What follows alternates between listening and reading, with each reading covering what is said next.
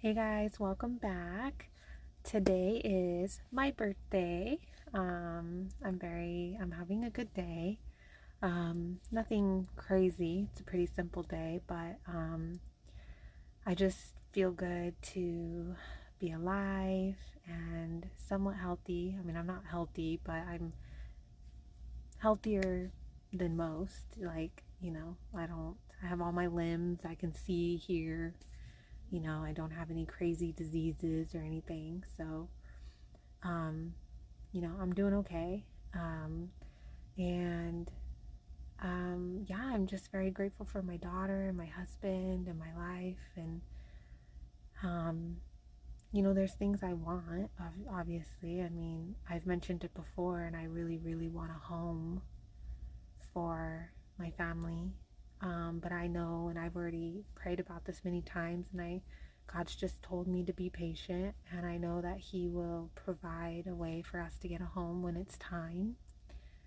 Um, because God's timing is perfect. Like, God sees what we don't. So I know that when it's time for us to get into a home, He will make it happen. He will show us how to make it happen.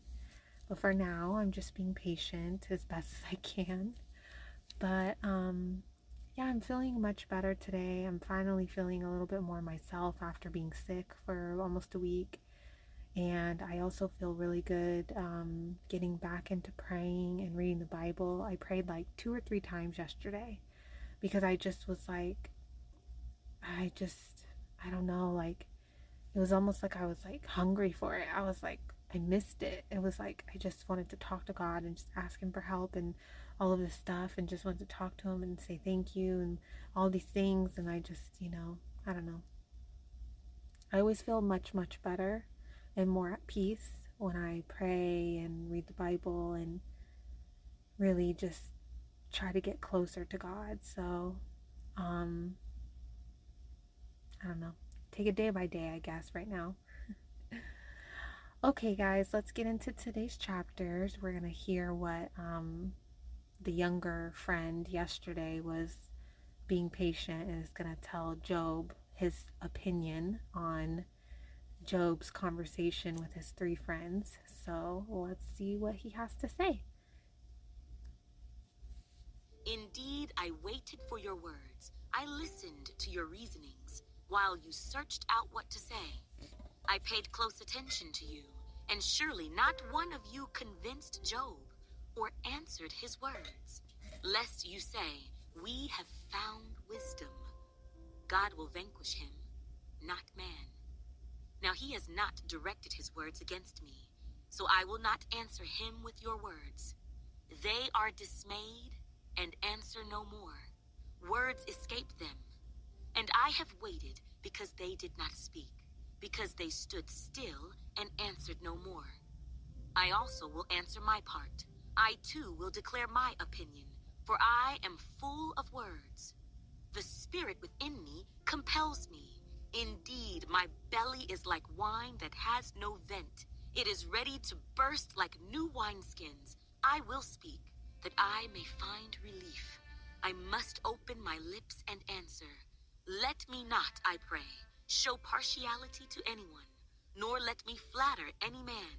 For I do not know how to flatter, else my Maker would soon take me away.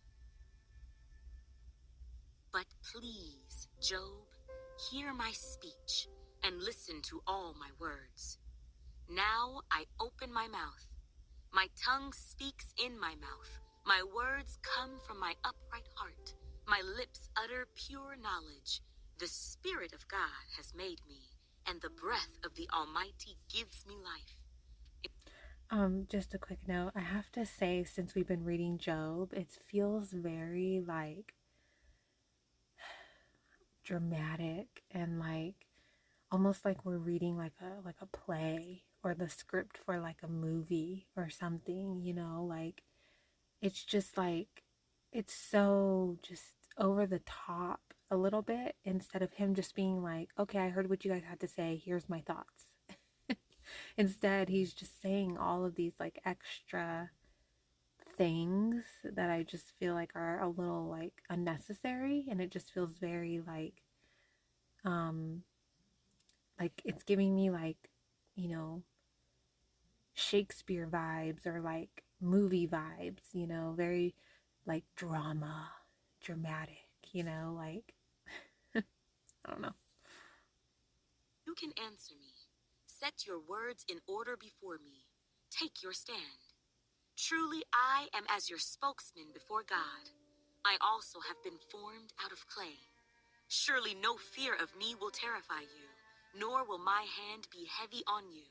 Surely you have spoken in my hearing, and I have heard the sound of your words, saying, I am pure, without transgression. I am innocent, and there is no iniquity in me. Yet he finds occasions against me. He counts me as his enemy. He puts my feet in the stocks. He watches all my paths. Look, in this you are not righteous. I will answer you, for God is greater than man.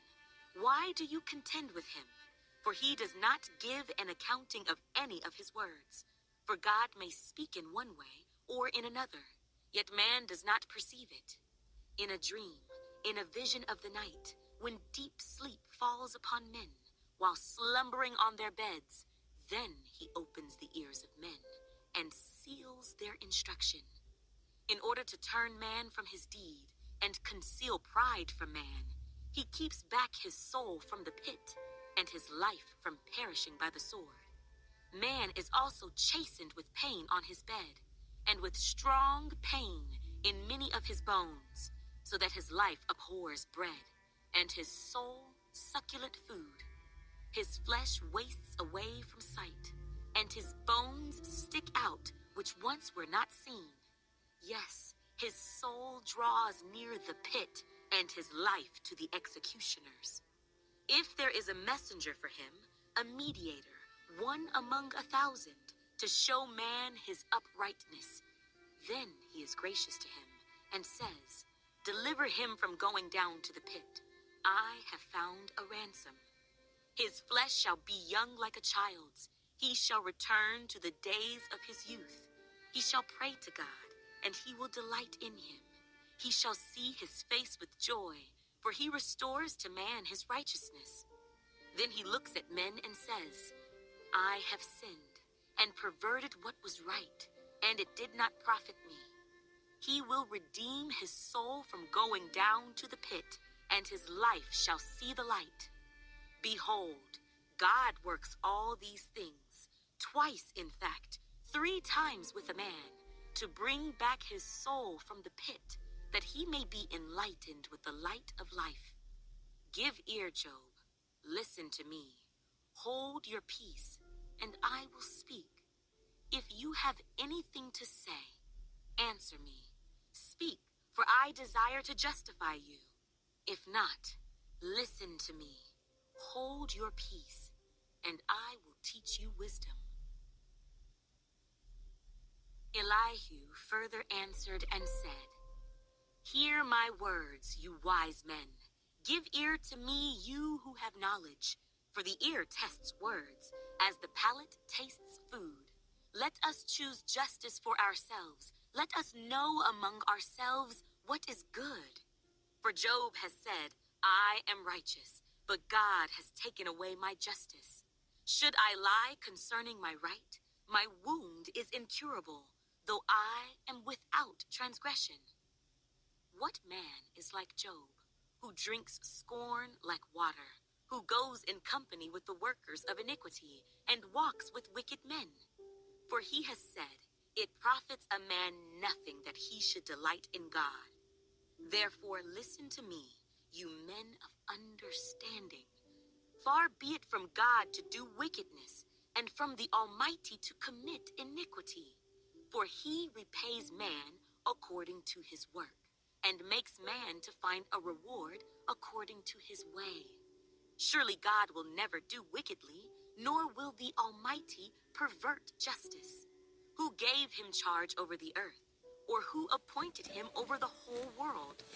If he should set his heart on it, if he should gather to himself his spirit and his breath, all flesh would perish together, and man would return to dust. If you have understanding, hear this. Listen to the sound of my words. Should one who hates justice govern? Will you condemn him who is most just? Is it fitting to say to a king, you are worthless, and to nobles, you are wicked? Yet he is not partial to princes, nor does he regard the rich more than the poor, for they are all the work of his hands. In a moment they die. In the middle of the night, the people are shaken and pass away. The mighty are taken away without a hand. For his eyes are on the ways of man, and he sees all his steps. There is no darkness nor shadow of death where the workers of iniquity may hide themselves. For he need not further consider a man, that he should go before God in judgment. He breaks in pieces mighty men without inquiry, and sets others in their place. Therefore he knows their works. He overthrows them in the night, and they are crushed. He strikes them as wicked men in the open sight of others, because they turned back from him, and would not consider any of his ways. So they caused the cry of the poor to come to him, for he hears the cry of the afflicted. When he gives quietness, who then can make trouble? And when he hides his face, who then can see him? Whether it is against a nation or a man alone, that the hypocrite should not reign, lest the people be ensnared. For has anyone said to God, I have borne chastening, I will offend no more? Teach me what I do not see. If I have done iniquity, I will do no more. Should he repay it according to your terms, just because you disavow it? You must choose, and not I. Therefore speak what you know. Men of understanding say to me, wise men who listen to me. Job speaks without knowledge. His words are without wisdom. Oh, that Job were tried to the utmost, because his answers are like those of wicked men.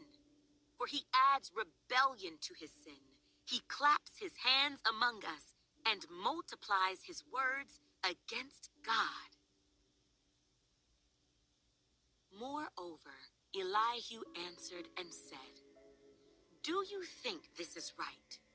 Do you say, my righteousness is more than God's? For you say, what advantage will it be to you? What profit shall I have, more than if I had sinned? I will answer you, and your companions with you. Look to the heavens and see, and behold the clouds, they are higher than you. If you sin, what do you accomplish against him? Or if your transgressions are multiplied, what do you do to him? If you are righteous, what do you give him? Or what does he receive from your hand? Your wickedness affects a man such as you, and your righteousness a son of man. Because of the multitude of oppressions, they cry out. They cry out for help because of the arm of the mighty. But no one says, where is God, my maker, who gives songs in the night, who teaches us more than the beasts of the earth, and makes us wiser than the birds of heaven? There they cry out, but he does not answer, because of the pride of evil men. Surely God will not listen to empty talk, nor will the Almighty regard it. Although you say you do not see him, yet justice is before him, and you must wait for him. And now, because he has not punished in his anger, nor taken much notice of folly, therefore Job opens his mouth in vain. He multiplies words without knowledge. Guys, went right over my head. Everything. Everything he was talking about. I don't know what he was talking about. I I don't understand what he's getting at. Like, what's he saying? That Job has sinned? And if he is saying that, what's he talking about? Like, what exactly? Because he's multiplied his words without knowledge. Like, I don't understand. Yeah, it went right over my head. I'm not entirely sure what Elihu is going on about Job. Yeah, I don't know. I don't know, guys. I haven't been this confused. Well, not confused, but it's just more like everything he's saying just went right over my head. Like, I don't understand what he's getting at. Maybe tomorrow we'll have more like we'll get to the end of what he was saying, but I don't know. Job has been a difficult book, I have to say. It's been interesting, but it's also been difficult. But I don't know. We'll see what happens tomorrow. Okay, guys, well, I'm gonna get going because it's my birthday and my husband's making me a cake, so I want to go check on him while my daughter's napping. But I will see you guys tomorrow. Bye.